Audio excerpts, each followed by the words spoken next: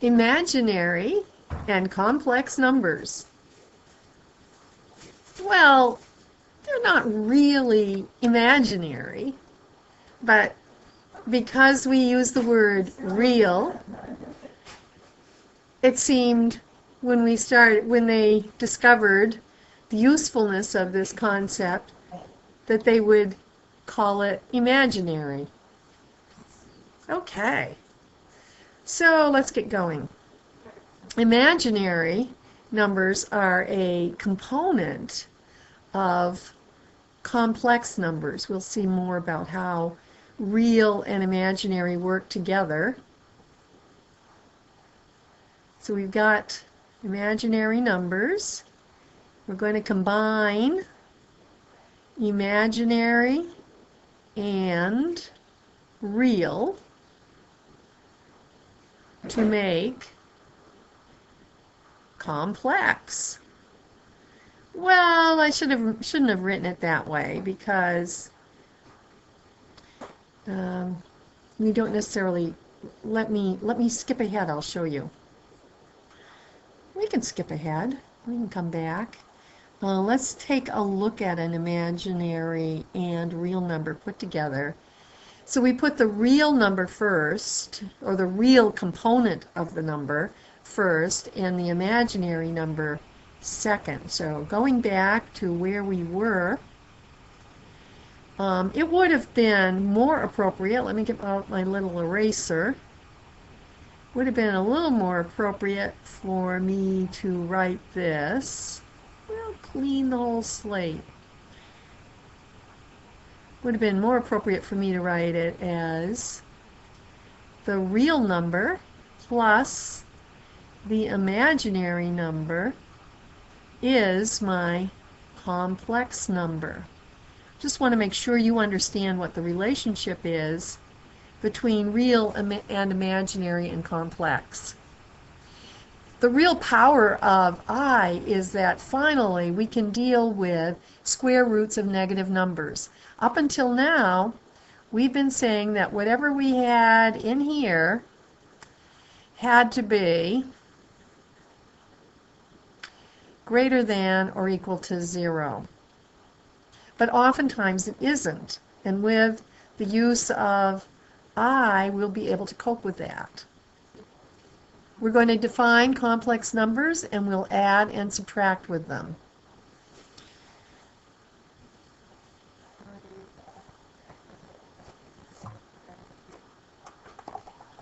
Okay, let's get started. We're going to first solve an equation. We know that what we want to solve for is the values of x, or the value of x, that are true for this equation. What are we going to do? Well, right now it's trapped under a radicand. What's the only way to get rid of a square root?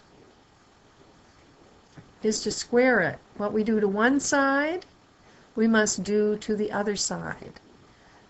As soon as we square a square root, they cancel each other out. They're doing opposite operations, and what it leaves behind is what we had under the radical sign. So that will become x plus 1 equals 5 squared, which is 25. We want to know what x is, so we'll subtract 1 from both sides. X would be 24. Remember the rule about radical equations? You can never quite trust the answer. It might be extraneous. So we better go back in and try it out. So when we go back to try it out, we always go to the original equation, which is the square root of x, which we're going to say we found is 24, plus 1. The other side of this original equation was 5. The square root of 25, and notice we are talking about the principal square root. It's positive, right? This was positive. This is a true statement. So we are okay with x equals 24. Let's try another one. How about this next one? We've got x on both sides. A little more complicated, isn't it? I'm going to move, let's see if I can ungroup this. I'm sorry about this logistical stuff. I want to separate these for a moment and pull this down a little bit out of the way. Okay, back to business. We want to know the value of x. We want to get all x's on the same side. We certainly don't want them trapped inside a radical. So this is a square root, so we're going to raise it to the power of 2, knowing that square root, it's a little 2 tucked in there that we don't usually write. What we do to one side of the equation, we do to the other. Now take a minute and figure out what x minus 1 times x minus 1 is. You can pause. I'll be waiting.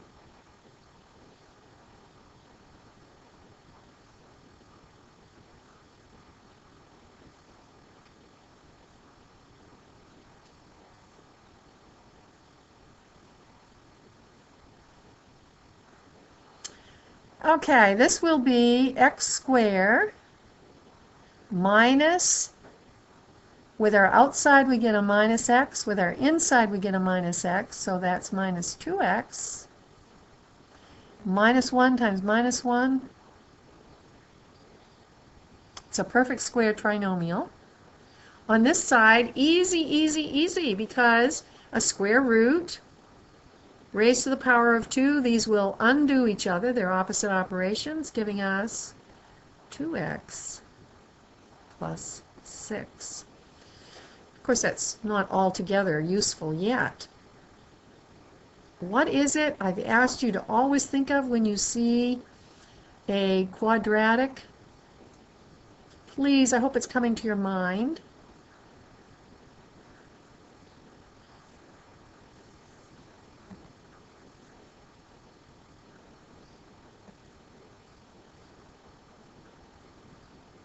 Is this what came to your mind? Zero product property? Yeah? Good. All right, going forward with a zero product property. This tells us everything we need to know. We need a zero. We need a product. We start with a 0. I don't have a 0, but I can force this to be a 0 by subtracting both of these terms. And of course, what I do to one side, we do to the other. What will this look like? That'll be x squared, minus 4x minus 5 equals 0. Hoorah! We've got the 0. But we don't have the product. You know all about factoring. We can convert our, what do we call this? Quadratic trinomial into a product.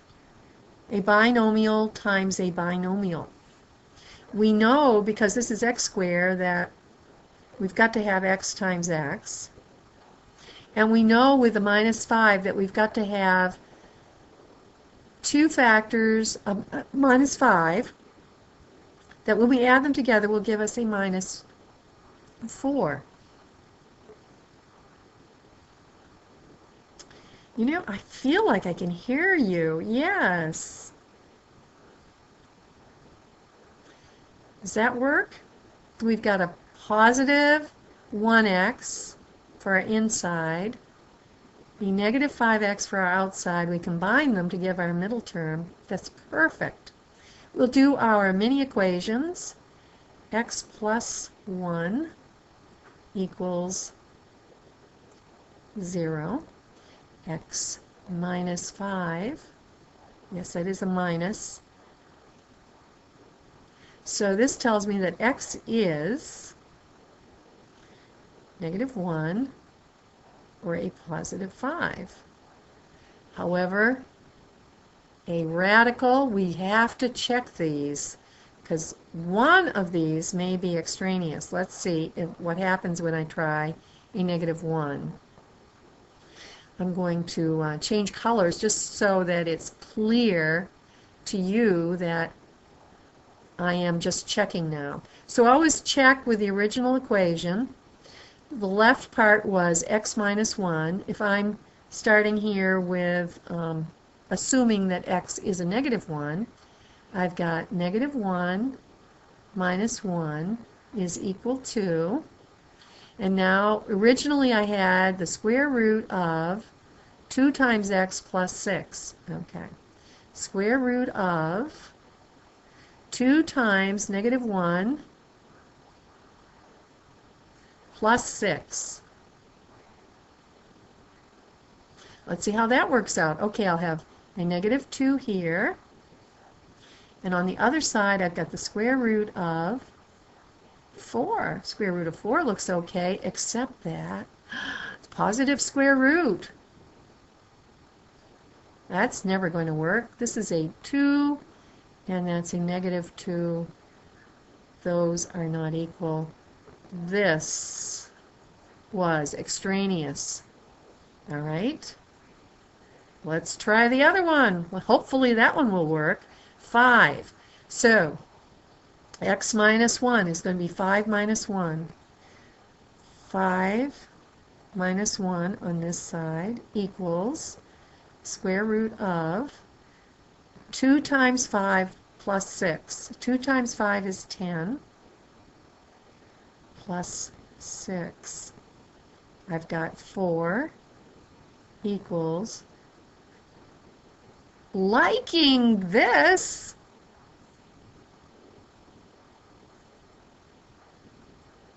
so I do have a good answer in x equals 5.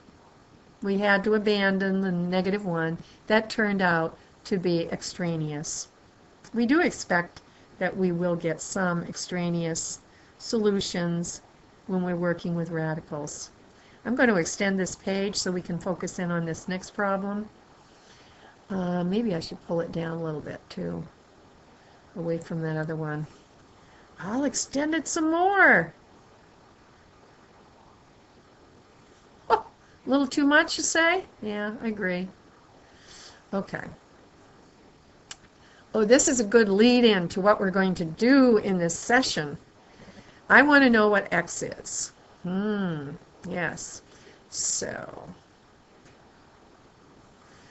I'm going to take the square root of this side and the square root of this side. Square root and the power of 2 undo one another, so I end up with x equals square root of -1. What a perfect lead-in, because we're talking about an imaginary number. I is, this is its definition, it's not a variable. This is a constant.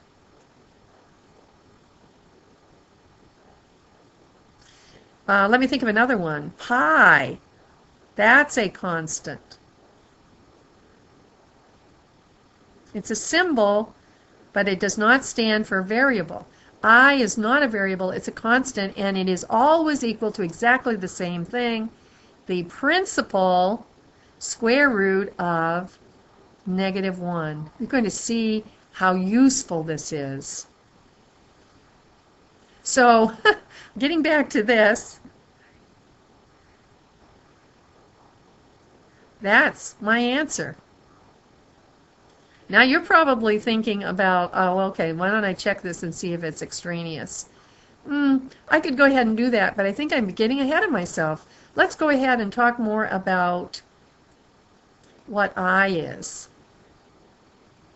This will help us out. So we talked about the definition of I. It always is the principal square root of -1. Okay, so if I want to know what I square is, and I do, that would be equal to the principal square root of -1 squared. We know this is a square root. We also know that the power of 2 and the square root are opposite operations. They will cancel each other out, leaving us with I square equals -1. So I could fill this box in here. Perhaps green on green wouldn't be the smartest way to do this. So this is going to be equal to -1. Let's look at I to the third. That could be written as I squared times I to the first power, right? I'm not writing the 1. We know it would be there. I square, we already figured that out. It's equal to -1. So that would be a -1 times I. And wouldn't the simplest way to write this be simply -I? So if we see I to the third root, we can simplify that to -I. That is supposed to be an I. I know it looks bad. The best one of all is the one we're about to do, I to the fourth. I to the fourth power.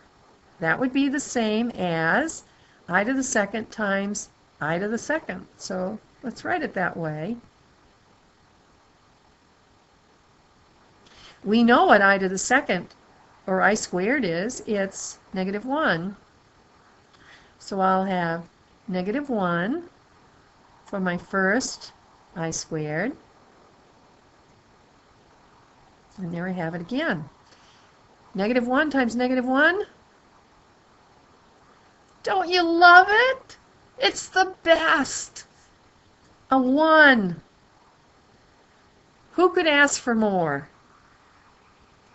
This little chart is going to be so useful to you. You make sure you've got this one in your notes. It defines I, and although you can derive these yourself, you don't really need the chart. It's kind of nice to have it handy. Don't be tricked by the name imaginary. They are very important. They happen to get that unfortunate name, but I myself use this a lot in my work with electricity and in electronics. Very important concept. All right, so let's start with this, this chart and see what we can do with it. I square, we already worked that one out, and we know that that's equal to -1. I to the third, what was that one? You can take a minute, go back and look at your notes. That's right, -I. And this one, the best of them all. Oh, not negative. Take that back. A +1. +1. Looks good. Now, I to the fifth. This looks just like this. Let's see why. I to the fifth is the same as, oh please, I to the fourth times I. And I to the fourth is always equal to 1. So that's equal to I, and I is defined as this. So there we are back here. I to the sixth, this is going to be -1. Now if it's not too obvious yet what that is, let's work it out. I to the sixth, which we could write as I to the fourth times I to the second power, right?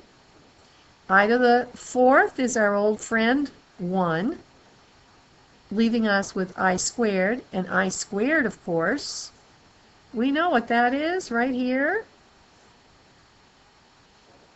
So it was a negative 1. I to the seventh. Ooh, that was messy. I to the seventh is the same as I to the fourth, I to the third. That I to the fourth. You see how powerful this is? Every I to the fourth is a 1. So that becomes just I to the third, and coming back over here, that was a negative I. And here, wonder of wonders, okay, I to the eighth. It's I to the fourth times I to the fourth. So elegant. This is a 1 times a 1. And we could go on like this probably another 10 or 15 minutes. I don't know. You don't probably want to do that. But what you're going to see is we just keep repeating this pattern. I to the 10th is going to be negative 1. I to the 11th is going to be negative I. And I to the 12th, let's look at I to the 12th. I know you're probably getting tired of this, but I just think this is so neat. We could write this as I to the fourth times I to the fourth times I to the fourth, couldn't we? Because remember, as long as the bases are the same, we add the exponents. 4 plus 4 plus 4 will be 12. I to the fourth is always, did I hear it? That's right. And you multiply 1 times itself, it still be 1. What a nice realization. So I never want to see, once you've simplified, I never want to see anything of a higher power than I to the first power. No matter what you come across here, it can be simplified. Don't show this message again. All right. What powers of I equal 1? What powers?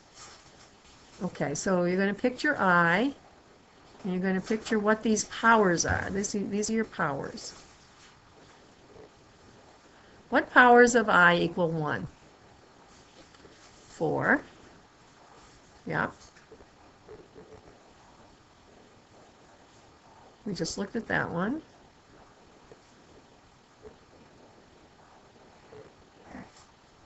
Anything divisible by 4. Yes. Yes. Very good.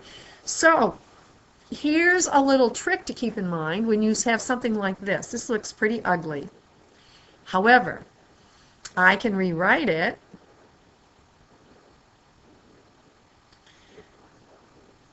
as I to some even power of 4, some multiple of 4. What would that be? Oh, how about 36? That's a multiple of 4, isn't it? And that would leave this as I to the first power. If the power is a multiple of 4, it's always going to be equal to 1. So this will be 1 times I. We wouldn't write this, would we? So you see what I'm saying? Anytime you've got I with an exponent on it, you are responsible to figure out how to rewrite it so it has no exponent. Something equivalent with a power of 1. And maybe I disappears. We know if you have an even power, I should have mentioned that. If you have an even power, I disappears completely. Because in this case, what was it? And in this case, 1. If it's an odd, it's either going to be a positive I or a negative I. Imaginary and complex numbers. We're going to express these numbers in terms of I. Now that we know this definition here, we can deal with a negative under the radical. How are we going to deal with that? Well, we're going to factor. We never get away from factoring. Negative 4 could be written as 4 times a negative 1, right? So we're going to say the square root of negative 4 is equal to the square root of 4 times the square root of negative 1. Are you liking this? The square root of 4, principal square root, is 2. And yes, this is our I.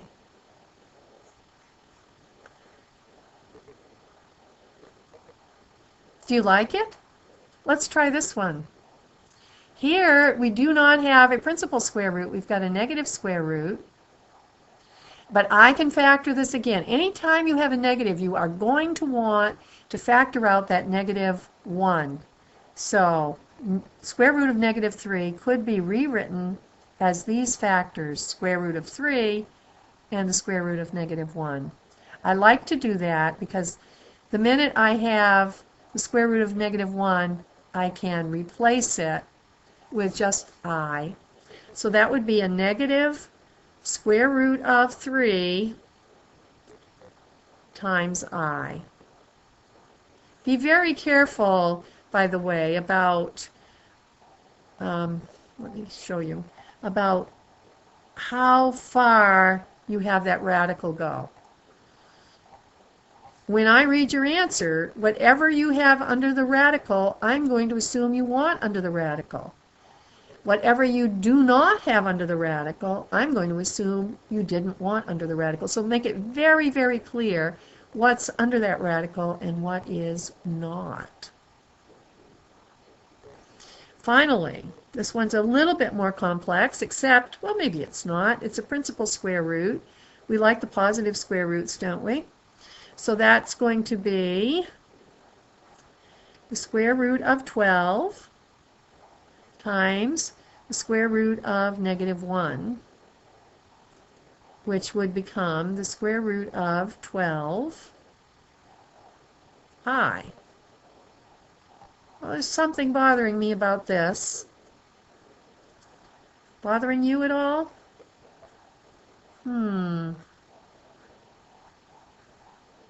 Seems to me that I might be able to simplify that. Oh, indeed, indeed, because... Yes? Is that what you were telling me? Yes, that's right. And the square root of 4. Remember, when you take the square root, you do release this number from being under the radical. It's free.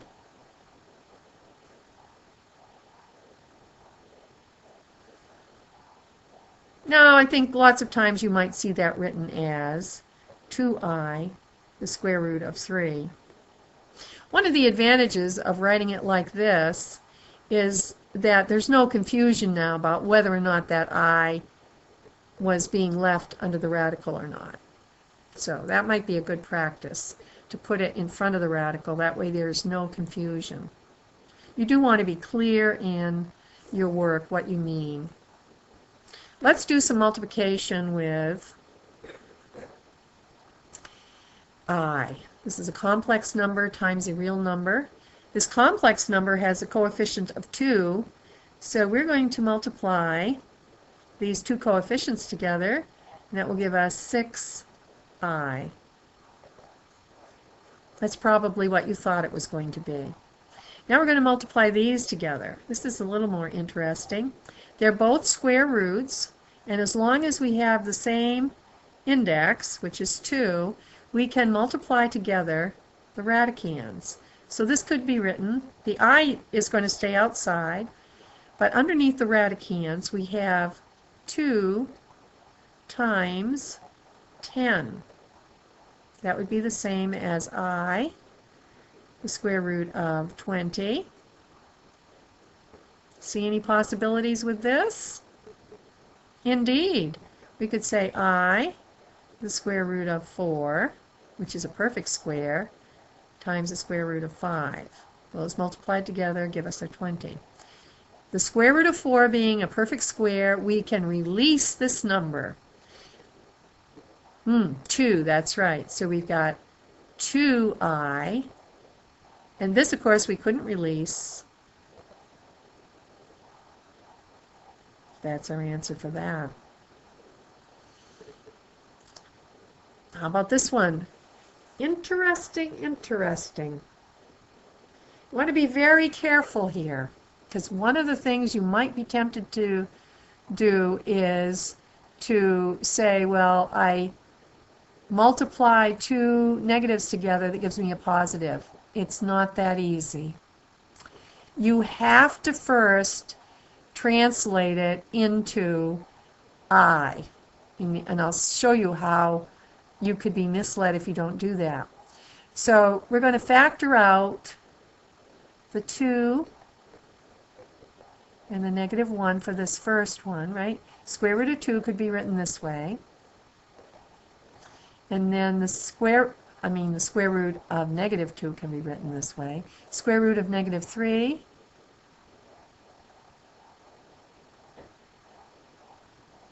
can be written this way.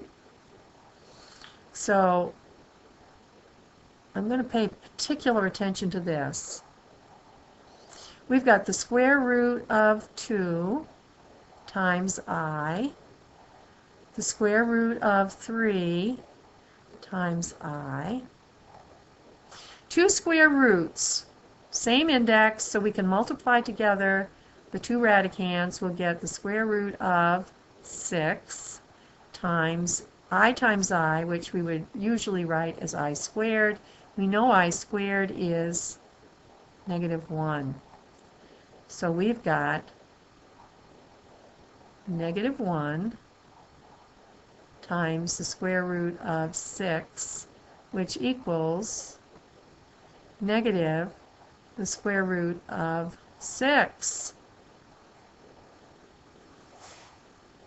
You followed that. Now, let's go back and see, well, what if I had not been so careful about how I translated this into square root of negative 1 and then into I. I could have mistakenly said the square root of negative 2 times the square root of negative 3 is the square root of negative 2 times negative 3. Two negatives multiplied together, square root of positive 6, and I would have had the wrong answer. Because I would have had a positive, this is a principal square root for both of these, so you'd expect the answer to be positive, and it would have been except for I squared. So please remember to first translate this into I before you do more under the radical. I just want to take a moment to look at the number scheme. Imaginary and complex numbers. Complex numbers encompass all of these numbers we've been talking about. When you first started learning about numbers, you used natural numbers. Then you learned integers and non-integers, which basically fractions, because right here we're talking only about the rational numbers. So we know this whole set of rational numbers. Then there's a whole set of irrational numbers, which include radicals and transcendentals, which we haven't talked about. But we know that what distinguishes these from these is that these can be set up as a ratio of integers, and the irrational numbers cannot. When we put the rational and the irrational together, we've got all the real numbers. And today we've added another component. We've got the real number here, And the component that we added was imaginary numbers. When we put them together, we have an important aggregate, the complex number. We're going to wrap it up with this next slide. Adding and subtracting complex numbers. It's pretty straightforward, nothing too complicated, I'm happy to say. If I have 3i and I add another 4i, I do have like terms here, don't I? I will have 7 of those i's. Now, here I've got a complex number plus a complex number. You'll notice that they're not written in the customary way. Customary way is to put the real part first, imaginary part second. And perhaps when we finish working with this, that's what we'll do with it. This is the same as 2i plus, I'm going to go over here and get this one, 5i plus 1 plus 3. The 1 and the 3 are like, and the 2i and the 5i are like. So let's combine the real numbers and the imaginary numbers. We'll express the real part first. That'll be a 4 plus 7i. This one, that's right, we're just subtracting. We have 9 of these critters. We subtract 2 of them, we're left with 7 of those guys. This next one could trip you up, because what do you have to remember to do? This negative applies to everything inside the parentheses. So it might be wise in this case to rewrite this without the parentheses. This wasn't nearly so important up here in number 2, because in number 2 everything was positive. But the minute we slip one of these negatives in here, it's just an opportunity to get things messed up. So I'm going to rewrite this with the negative 2i and the negative 1, just to make sure I don't get myself confused. I'm going to look at the real component and write that, combine that and write it first. That'll be a positive 3. Then the imaginary number component, I've got a positive 6 and a negative 2, so that'll be a positive 4i. I'm writing it with the real part first and the imaginary part second. So I've got a couple a couple complex numbers.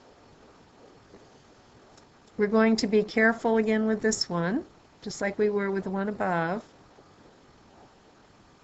I have a negative 4i, a negative 3. Make sure that's not seen as anything other than a negative 2i, a negative 5. So every one of these terms has a negative.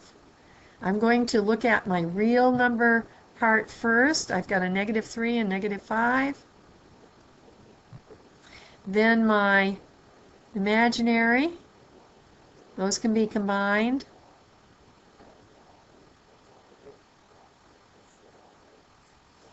Well, you have come a long way with with me. Oh, no, I mean with I.